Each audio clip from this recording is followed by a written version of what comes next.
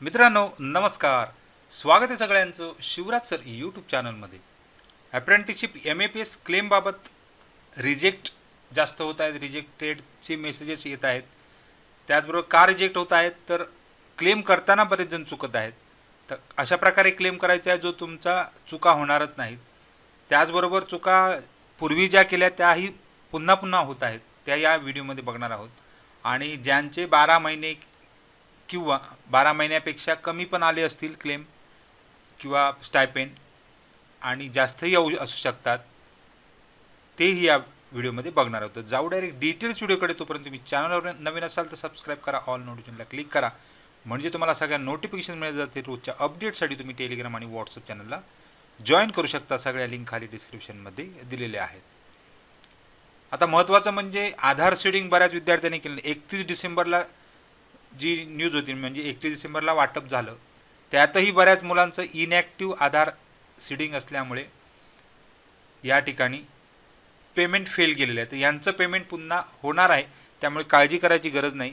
यांना परत एकदा त्या ठिकाणी पेमेंट ज्यावेळी होणार त्यावेळी हा ॲक्टिव्ह झाल्यानंतर, म्हणजे तुमचा सीडिंग ॲक्टिव्ह झाल्यानंतरच सदर पेमेंट तुम्हाला येणार आहे. त्यामुळे इनॅक्टिव्ह जर असेल तर तुम्ही काय करून घ्या, सीडिंग करून घ्या आधार आणि बँक.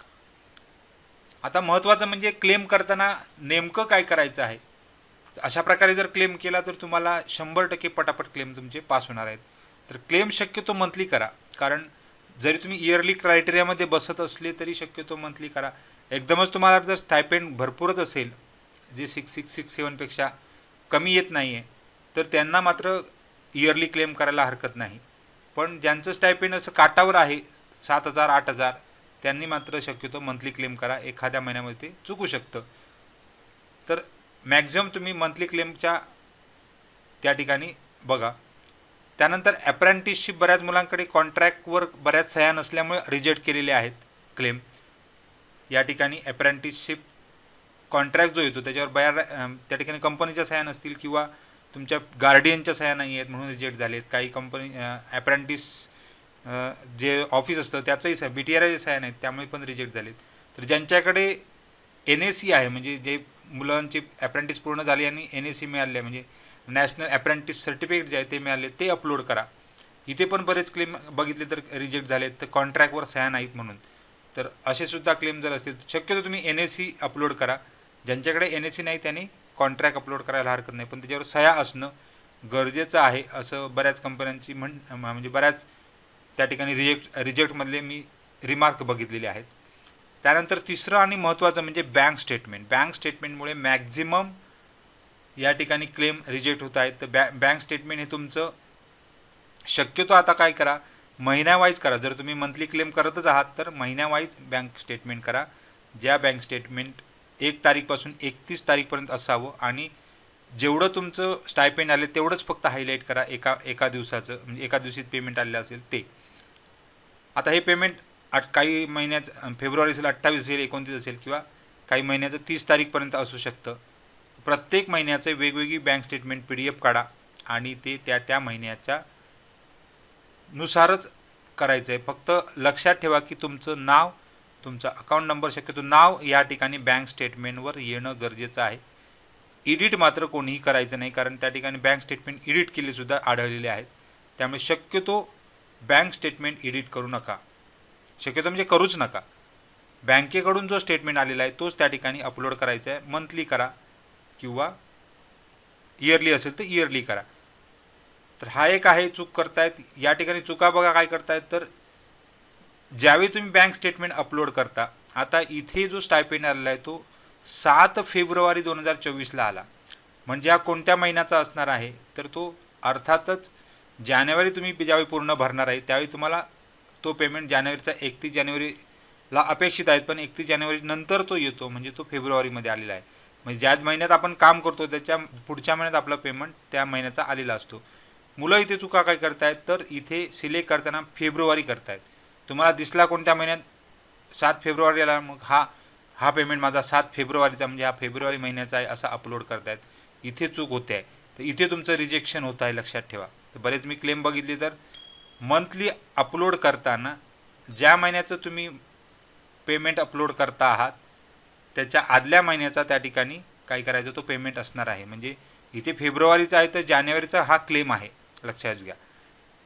तर इथे तुमचं काय होतंय, चूक होते आहे. तर हा जो स्टायपेंड टाकताना तुम्ही तो जानेवारीचा टाकायचा आहे, फेब्रुवारीचा ह्याच्या पुढच्या महिन्यात म्हणजे मार्चमध्ये तुमचा फेब्रुवारीमध्ये येणार आहे. तर इथे मात्र तुमचे बरेच रिजेक्ट झाले दिसत आहेत. त्यानंतर कॉन्ट्रॅक्ट PDF तुमचा जो स्टायपेंड आहे, इथे बऱ्याच क्लेम मी बघितल्या, कॉन्ट्रॅक्ट PDF तुमचा 8,050 आहे. तर तो तुम्ही मंथली क्लेम करताना तसाच 8,050च ठेवून देता. ॲक्च्युअल तुमच्या बऱ्याच मी सांगितलेलं की तुमचा जो स्टायपेंड आलेला आहे बँक स्टेटमेंटमध्ये तो त्या ठिकाणी एंटर करायचा आहे. आता इथे समजा ह्या महिन्याचा आला म्हणजे 11मध्ये आला म्हणजे तो ऑक्टोबरचा आहे.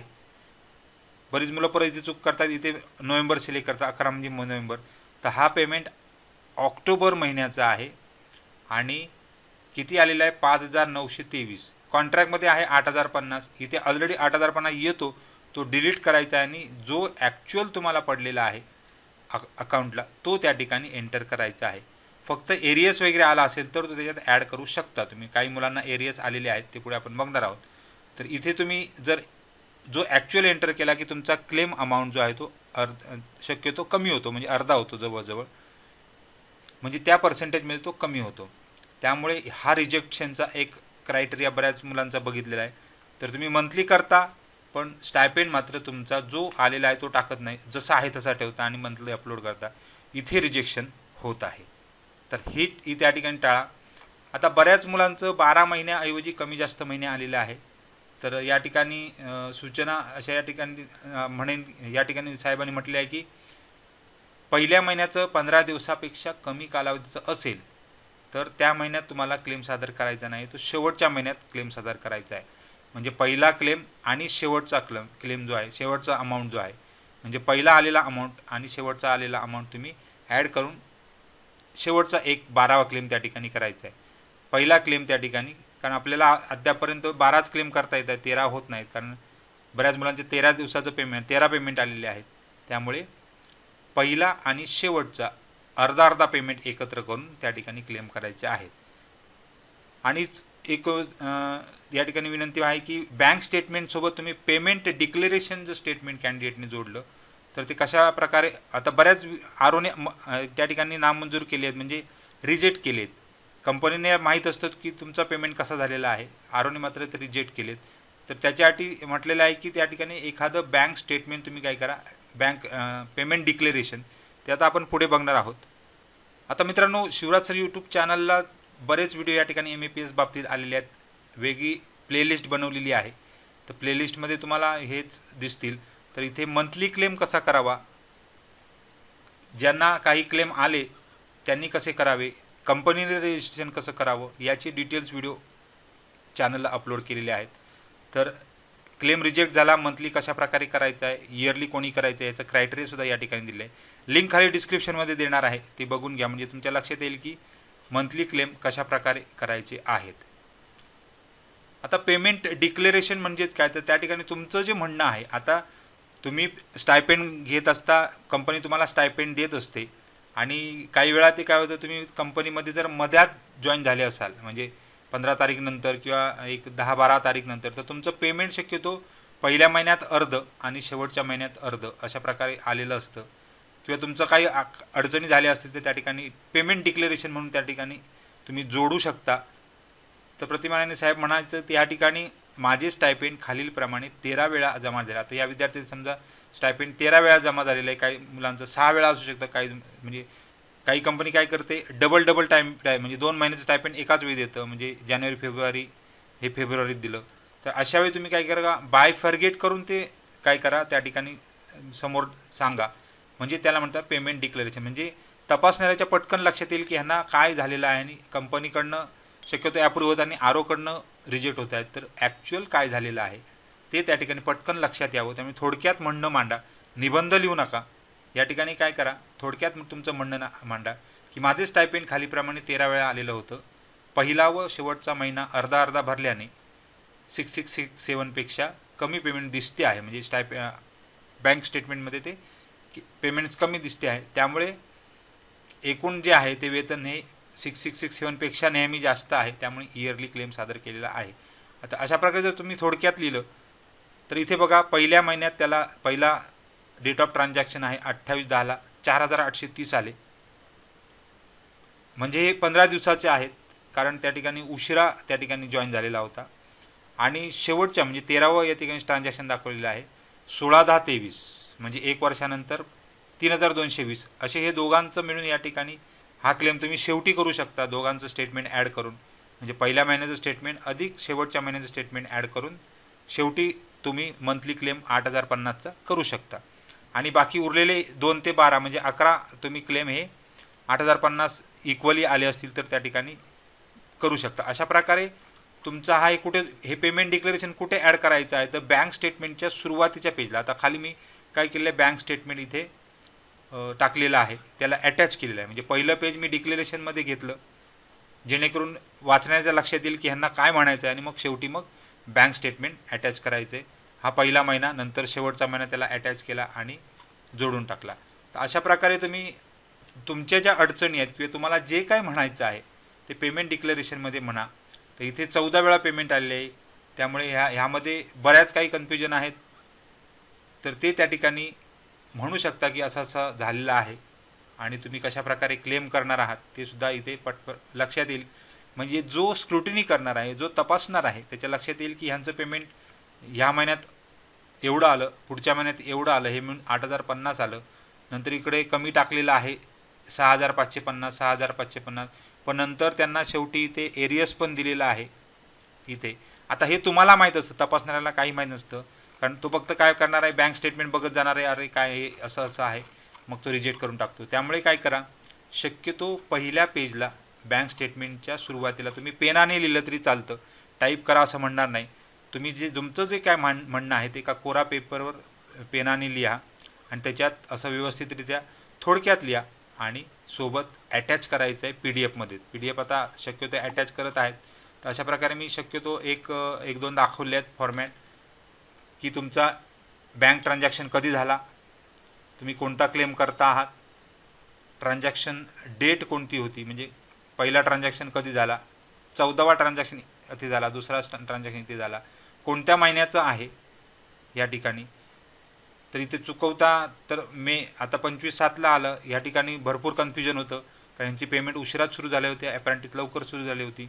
तर हा जुलैमध्ये आला मेचा, जूनमध्ये आला परत मेचा, जुलैमध्ये परत जूनचा पण आला. तर अशा काही कन्फ्युजन असतात ते तुम्ही त्या ठिकाणी म्हणा. आणि तुम्हाला एरियससुद्धा दिलेला आहे ह्या विद्यार्थ्याला 6000, तो कधी दिला तर शेवटी दिला इथे मेमध्ये, पुढच्या मेमध्ये. तर हे सगळं केल्यानंतर लक्षात येईल की हा स्टायपेंड जो आहे हा एरियस आहे, तो हा तर तुम्हाला माहीत आहे आणि कंपनीला माहीत आहे, तपासणाऱ्याला माहीत नसतो. त्यामुळे शक्यतो काय करा, अशा प्रकारचं एक डिक्लेरेशन तयार करा जे तुमच्या कंपनीला समजेलच, कारण कंपनीमध्ये सुद्धा HR जे असतात ते बऱ्याच वेळा बदली होतात, त्यांना ह्या गोष्टी माहीत नसतात. त्यामुळे फक्त तुम्ही आणि तुम्हीच जे काय झालेलं आहे कंपनीमध्ये, जो काय स्टायपेंड आलेला आहे, कशा प्रकारे आलेला आहे, हे तुम्हाला शक्यतो माहीत असतो. त्यामुळे त्याच्याच बँक स्टेटमेंट सोबतच जोडायचं आहे. बघा इथे मी काय केलं, पहिलं पेज मी त्याच्यावर लिहिलं की असं असं झालेलं आहे, इथे माझ विद्यार्थ्याची सही म्हणजे त्या ठिकाणी सही करू शकता, डिक्लेरेशन आहे, आणि शेवटी मग त्याला बँक स्टेटमेंट अटॅच करायचं आहे, जे तुमचं हायलाईट केलेलं असणार आहे. 1 महिन्याचं असेल तर 1 महिन्याचं, पूर्ण वर्षाचं जर तुम्ही असेल तर पूर्ण वर्ष त्या ठिकाणी हायलाईट करून आता इथे जोडू शकता. आता इथे अशा प्रकारे 4830 पहिल्या महिन्यामध्ये आले. तर अशा प्रकारच्या गोष्टी आहेत ज्या तुमच्या अडचणी आहेत त्या तुम्ही ह्या बँक स्टेटमेंटच्या सोबतच अटॅच करू शकता, म्हणजे तपासणाऱ्याला पटकन लक्षात येईल आणि तो तुमचा क्लेम लवकरात लवकर ॲप्रूव्ह होईल. तर काही डाऊट असेल अजूनही तरी आपण कमेंट बॉक्समध्ये कमेंट करा. सगळ्यांना खूप खूप शुभेच्छा. लवकरात लवकर पुढची स्टेजचं पेमेंट लवकरात लवकर होणार आहे. त्यामुळे क्लेम जे आहे ते सतत बघत राहा, वेबसाईटवर नेहमीच राहा, आणि चॅनलला जर सबस्क्राईब केलं नसेल तर सबस्क्राईब करून घ्या. थँक्यू व्हेरी मच आणि बेस्ट ऑफ लक.